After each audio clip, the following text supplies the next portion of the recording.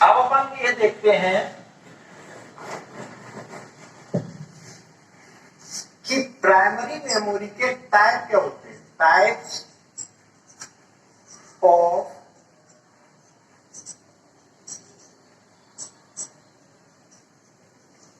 Primary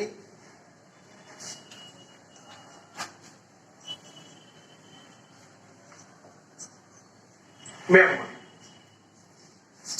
तो अपन mainly जब बात करते हैं तो प्राइमरी मेमोरी को अगर अपन डिवाइड करेंगे तो प्राइमरी मेमोरी को दो पार्ट में डिवाइड किया जाता है।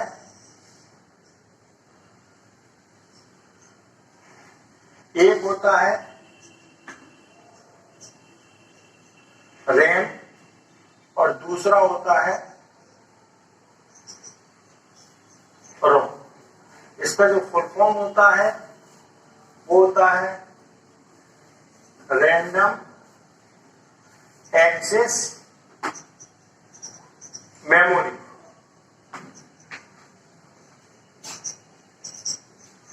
और इसका जो फुल फॉर्म होता है वो होता है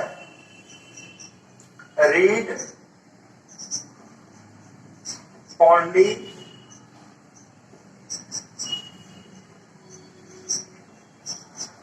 मेमोरी। रैंडम एक्सेस मेमोरी इसको इसलिए बोलते हैं कि इसमें जो डेटा का एक्सेस होता है वो आसानी से हो जाता है। कभी भी जो डेटा अपन को नीड, जिस डेटा की नीड होती है वो अपन कभी भी एट ए पर्टिकुलर एग्जीक्यूशन के टाइम पे अपन ले सकते हैं, इसलिए इसको बोलते हैं अपन रैंडम एक्सेस मेमोरी। दूसरी जो होता है read only memory. Read only memory भी बहुत इंपॉर्टेंट पार्ट है। रीड ओनली मेमोरी को रीड ओनली क्यों कहा गया है? क्योंकि इसमें जो डेटा होता है उसको अपन ओनली रीड कर सकते हैं, इसमें डेटा का राइट नहीं कर सकते, इसमें डेटा को लिखा नहीं जा सकता, इसलिए इसका नाम है रीड ओनली मेमोरी। इसमें जो रैम होती है उसमें रीड राइट दोनों कर सकता है यूजर, पर यहां पे यूजर ओनली रीड कर पाता है, इसलिए इसको अपन रीड ओनली मेमोरी बोलते हैं। ठीक है। अगर अपन से कोई कॉम्पिटिटिव एग्जाम में रैम और रोम के बीच में डिफरेंस पूछता है तो पहला जो मेन डिफरेंस है वो ये है कि इसमें अपन दोनों ही परमिशन को ग्रांट करते हैं और इसमें अपने पास ओनली रीड करने की कैपेबिलिटी होती है। और दूसरा जो रैम होता है वो वॉलेटाइल मेमोरी होती है। वॉलेटाइल मेमोरी होती है और जो रोम होती है वो नॉन वॉलेटाइल मेमोरी होती है। अभी अपन ने देखा था कि वॉलेटाइल क्या होता है और नॉन वॉलेटाइल क्या होता है। अगर कंप्यूटर की लाइट चली जाए तो भी अपने नॉन वॉलेटाइल वाले हिस्से पे कोई भी फर्क नहीं पड़ता, जो डेटा सुरक्षित है वो उसी प्रकार सुरक्षित रखा रहता है। पर वॉलेटाइल के केस में अगर लाइट चली जाए तो उस पर्टिकुलर मेमोरी के हिस्से में जो भी डेटा, सूचना या परिणाम है वो इरेज हो जाते हैं और अपन को शुरू से प्रक्रिया को दोहराना पड़ता है। तो मेन जो डिफरेंस है वो रैम और रोम के बीच में ए है। अब अपन देखते हैं कि रैम क्या है और रैम कितने टाइप की होती है। अब अपन देखते हैं कि जो रैम होती है, रैंडम एक्सेस मेमोरी होती है, वो कैसे अपन काम करती है और क्यों इसको रैंडम एक्सेस मेमोरी बोलते हैं। तो सबसे पहले अपन ने बात की थी कि जो रैम होती है वॉलेटाइल होती है, इसको अपन अस्थायी मेमोरी भी बोलते हैं, टेम्परेरी मेमोरी भी बोलते हैं। ठीक है। वॉलेटाइल होती है, टेम्परेरी मेमोरी बोलते हैं इसको। वॉलेटाइल का मतलब आप अच्छे समझ गए। अस्थायी बोलते हैं कि अगर अपन ने कंप्यूटर को स्विच ऑफ कर दिया है तो इसका जो डेटा है वो उड़ जाएगा। जब अपन कंप्यूटर को चालू करते हैं तो इसमें डेटा, इंफॉर्मेशन या जो भी रिजल्ट्स हैं वो आ जाते हैं। जब भी कंप्यूटर प्रोसेसर को अपनी प्रोसेस में उनकी जरूरत महसूस होती है तो उनका उपयोग कर लेता है। ठीक है। ये जो रैम होती है मेनली दो टाइप की होती है।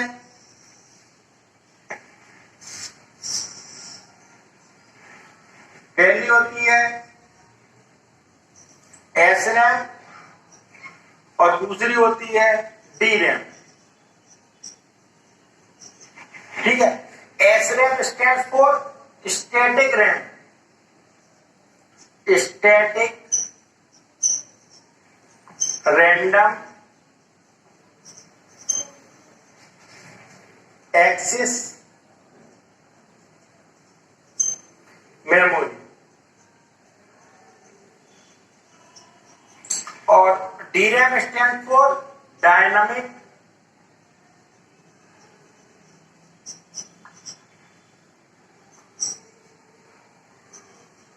Random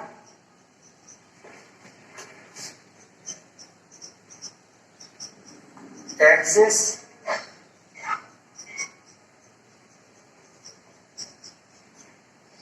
memory. ठीक है। Static random access memory and dynamic random access memory. अब अपन बात करते हैं कि इसको स्टैटिक क्यों बोलते हैं और इसको डायनामिक क्यों बोलते हैं। इसको डायनामिक इसलिए बोलते हैं क्योंकि ये बार बार रिफ्रेश होती है। इसकी जो पर्टिकुलर ओरिजिनल कंटेंट की वैल्यू है, उसका साइज है, जो भी डेटा सुरक्षित रखा गया है उसका साइज है, वो चेंज होता रहता है, रिफ्रेश होता रहता है। अगर अपन ने कोई डेटा सपोज 10 MB का डेटा इस पर्टिकुलर डी रैम में सेव किया और 2 MB डिलीट कर दिया गया, तो कुछ समय बाद रिफ्रेश होने के बाद उसका ओरिजिनल साइज 8 MB दिखा देगा और एक पर्टिकुलर स्थान पर वो एकत्रित करती है। इसलिए इसको डायनामिक रैम बोलते हैं। जो स्टैटिक रैम है उसकी जो वैल्यू है उसका रिफ्रेशमेंट कम होता है, ये बहुत कम लंबे समय बाद रिफ्रेश होती है। इसकी जो स्पीड है वो फास्ट होती है। डायनामिक रैम जो होती है बार बार रिफ्रेश होती है, इसलिए इसकी स्पीड स्लो होती है। डायनामिक रैम सस्ती होती है, स्टैटिक रैम बहुत ज्यादा महंगी होती है। तो ये जो बेसिक डिफरेंस है स्टैटिक रैम और डायनामिक रैम में वो मैं लिख रहा हूं। पहले तो रिफ्रेश की बात करेंगे अपन, तो रिफ्रेश लेस, और इसमें अगर बात करेंगे रिफ्रेश की तो रिफ्रेश मोर। दूसरा पॉइंट अगर अपन बात करेंगे स्टैटिक का, तो अपन देखेंगे जो डेटा है उसको लॉन्ग टाइम के लिए रिटेन करके रखती है, तो डेटा है लंबे समय तक स्टैटिक मेमोरी में रहता है। अगर इसकी बात करेंगे तो ये डेटा को कम समय के लिए, लेस टाइम के लिए यूज करती है। तीसरा जो मेन पॉइंट है, जो स्टैटिक रैम होती है बहुत ज्यादा फास्ट होती है as compare to dynamic RAM, और ये स्लो होती है। और जो मेन इंपॉर्टेंट पार्ट होता है जो आप सभी के लिहाज से भी बहुत जानना बहुत जरूरी है कि इसकी कॉस्ट, तो ये बहुत ज्यादा कॉस्टली होती है। COSTLY, ये बहुत ज्यादा कॉस्टली होती है और ये less cost as compare to S RAM.